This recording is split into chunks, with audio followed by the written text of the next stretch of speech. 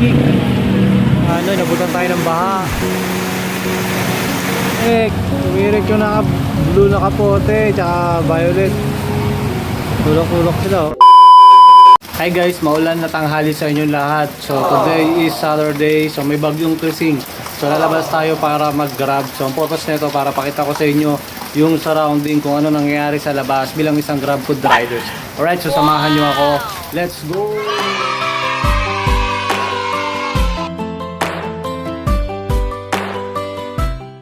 Alright, orange rainfall. Alas ang ulan. So, syempre bago tayo umalis, kailangan yung mga gamit natin naka-ready na siya. So, pinakuna ready natin pag maulan ay ang ating mahiwagang kapote. So, gilitin natin yan, kapit na gamit yan pag umuulan.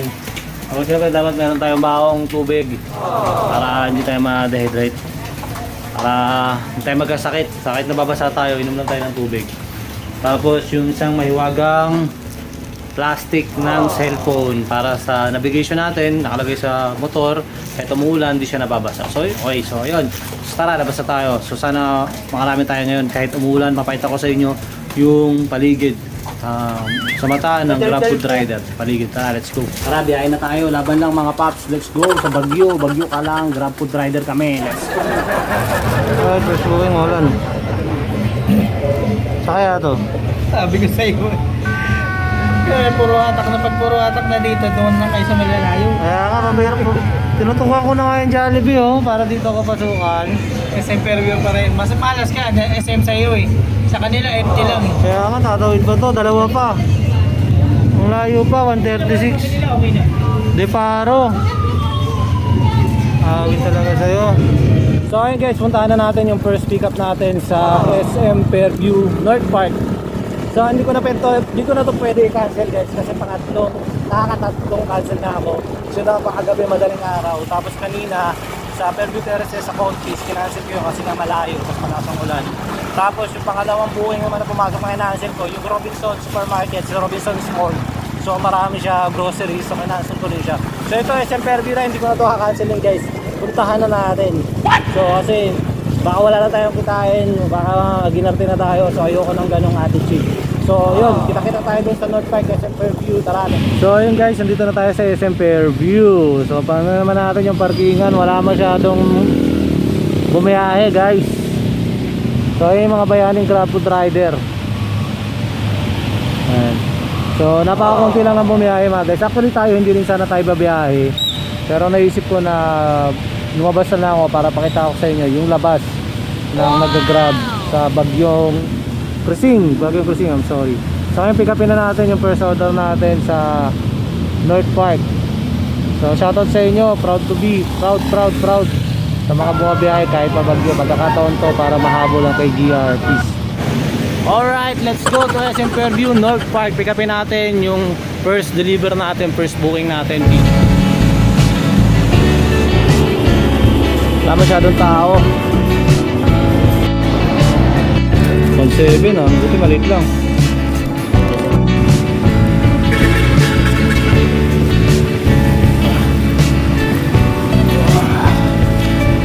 So yun guys, tapos na natin yung first booking natin sa North Park. So nakita naman natin guys, napakakunti ng bumiyahe. And sabi ng mayor siya, ay medyo matagal daw yung pag-pick up ng mga rider doon sa kanilang mga item dun sa North Park. Madalas po yan, dito ka na. Ay, okay po.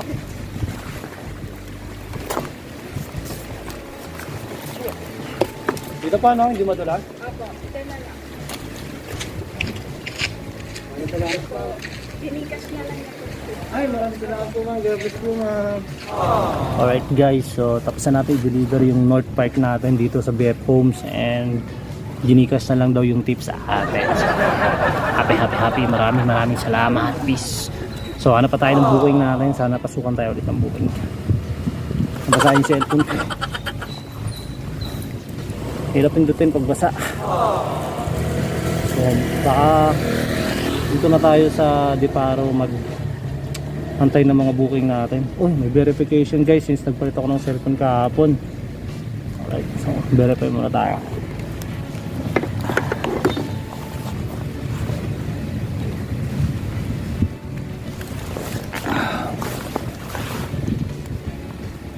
ginagawa mo? So nagbe-verify siya pa nagpapalit ng cellphone. Ayaw ni Grab kasi na nagpapapilot. So wala naman tayong kaba dyan kasi hindi naman tayo nagpapapilot. Hindi natin yung ginagawa. So antay tayo ng booking dito sa Deparo. Malakas na yung Buon Peace. Alright, so kung nakikita nyo, we have second booking. So medyo malabo na guys dahil nga sa uy putik, SM Caloocan, Dunkin Donut. Medyo malayo, puro SM pumapasok. Buffalo Wings, SM Caloocan, Bahay Pare, Bulacan to guys, tsaka Loma de Gato. Time check 12:48. So meron pa akong ano niyan ha. Meron pa akong planner niyan. Tara puntahan na natin SM Caloocan Peace. Goods! So yung booking natin ulit ay SM Caloocan. Puro SM na lang, puro hatak. So nandito ako sa BF Homes Deparo. So kung i-waste nyo or i-google map nyo, tapos ang pick up SM Caloocan, so I think nasa 3 kilometers na naman guys. So may hatak na naman. Hatakan talaga guys ang booking pag may bagyo. So tsaga-tsaga lang makakareminin tayo sa dalawang booking ko. Dunkin SM Caloocan tsaka Blake's SM Caloocan. So puntahan na natin.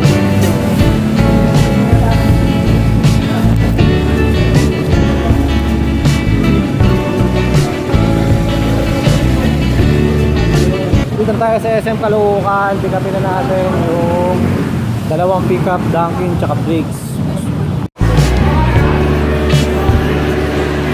Blake's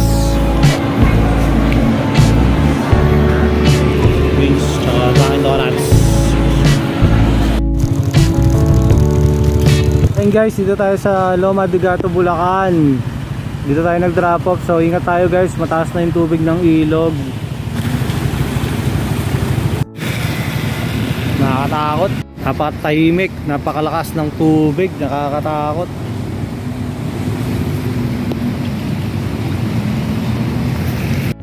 So yun guys, tapos na natin i-drop yung dalawang booking natin. So ngayon, ang booking natin ngayon ay Coco Fresh. Dito pa rin sa SM Novaliches. So dalawa siya sa Coco. So pick upin na natin siya.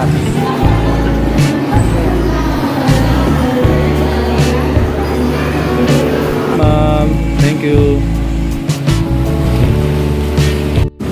Alright, so tapos na natin deliver yung dalawang Coco Fresh dito sa may pinagkaisang nayon, malapit dito sa Tugbag.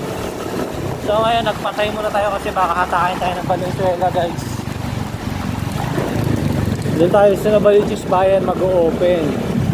So update sa ulan, medyo pabugso-bugso pa rin siya. Tapos yun, medyo malakas. Nakita nyo naman guys, masang sisiw tayo. Pero alam nyo ba yung mindset ng isang ng mga rider? Kasi the more na may mga takot, for example bagyo, COVID-19, tapos mga nang-hold up, although nakakatakot talaga yung mga yung bumiyahe, masarap tumambay sa bahay. Pero kung may mga ganyan mga sitwasyon guys, dyan naman yung mas malakas kumita yung mga rider. Kaya dati yung COVID-19, diba? Ito ngayong ulan, tuloy-tuloy yung booking. So wala masyadong waiting time, wala masyadong tambay. Yun, so it's up to you na lang talaga kung ano ang pipiliin mo. Kung papadala ka ba sa takot o lalabanan mo yung takot para kumita ka na mas malaki. Para sa to.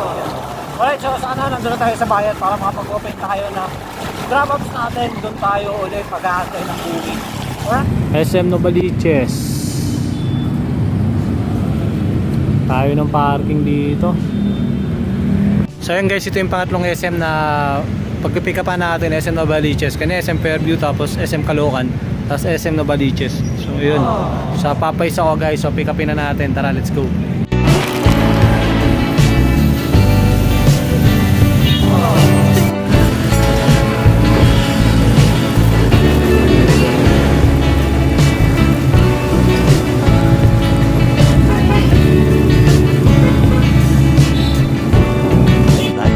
Much later. So yan guys, time check is 7:17 ng gabi. So meron tayong booking KFC. Tapos dito sa kabila sa Bonchon, So, wala na siyang ulan, may mga ambon-ambon, pabugso-bugso, and good siya sa mga grab food rider kasi maraming booking guys, tuloy-tuloy, pero malalayo lang yung hatap. A few moments later. Alright, biglang butang ulan. Sige parong, nakasama ng hangin. Bagyo. Alright, so dito tayo sa Lanoy, nabutan tayo ng baha.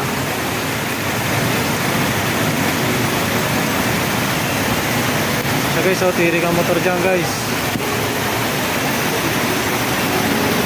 Dito muna tayo magparke, magpatila tayo kasi sobrang lakas ng baha.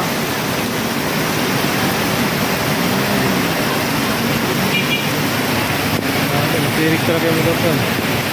Tirik oh. Tirik oh. Punta creek. Lalim Paps? Lalim? Malalim. Kasi simbahan yun, no? Simbahan.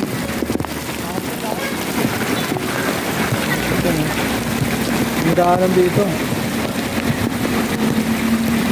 May daanan.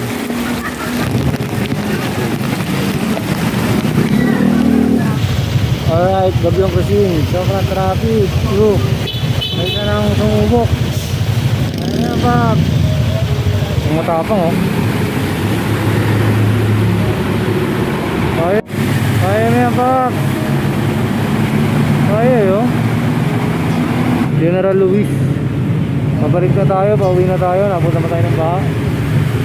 Ayun na, NMAX oh.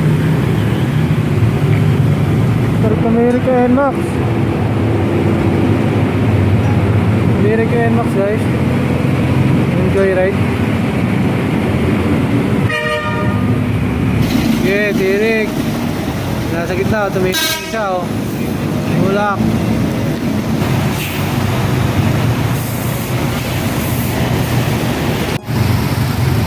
Okay na, gagdaya na sila. Handaan na guys. Sana walang tumirik ha. Oh, tumirik yung nasa gitna. Tumirik yung nasa gitna. Tumirik. Tumirik yung isa oh. Sa lima nga may isang tumitirik. Traffic pagtapos ng malakas na baha at ulan.